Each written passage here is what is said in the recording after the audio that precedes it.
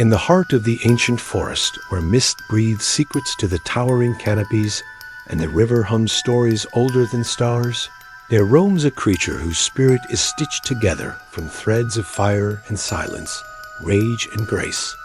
Timeless architect of fear and wonder, the tiger. His presence is a whisper in the wind, a tremor in the soil, a prayer on the breath of every creature whose life beats against the rhythm of his kingdom. His stripes, those mesmerizing strokes of midnight ink upon a canvas of molten gold, are not mere patterns, but ancient runes carved by nature itself, each mark an echo of ancestors who once walked these shadowed paths, each scar etched into his flesh, a verse of survival, written not in ink but in blood. The jungle bows to his passing.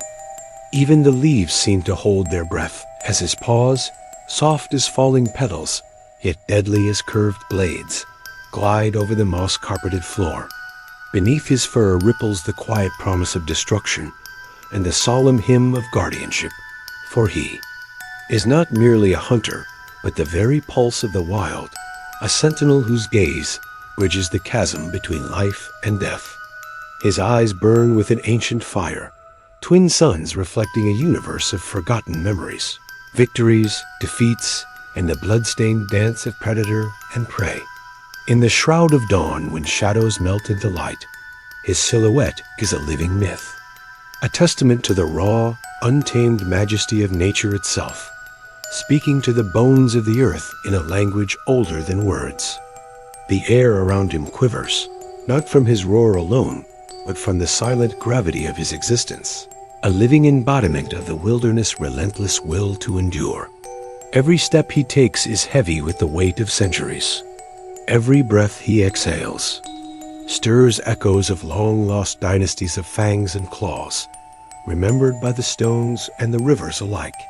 His power is not in mere muscle and tooth, but in the unwavering defiance that shines through the deepest wounds, the silent resilience that refuses surrender, even as the world beyond his forest crumbles under steel and flame. To behold him is to glimpse eternity, a fleeting vision of a world unbroken, where the sacred cycle of life and death turns not by human hand, but by ancient law. His roar tears through the tapestry of dawn, like the very voice of creation, awakening the hearts of trembling deer, the jealous eyes of rival leopards, and the respect of silent trees who have watched generations rise and fall. Yet within that fearsome voice lies not just hunger or dominance, but the sorrow of a dying kingdom, the lament of a spirit witnessing the slow unraveling of its own legend.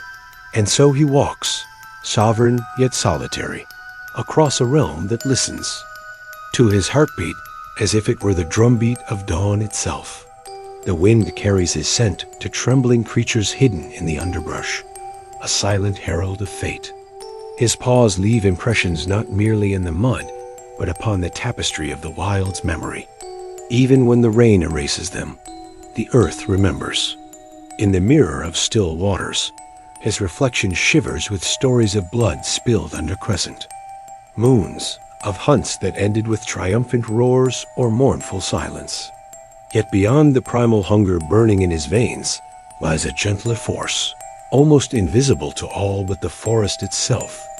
The tender watchfulness in his gaze when his cubs, clumsy and untested, chase falling leaves, unaware of the dangers lurking beyond their playful circle.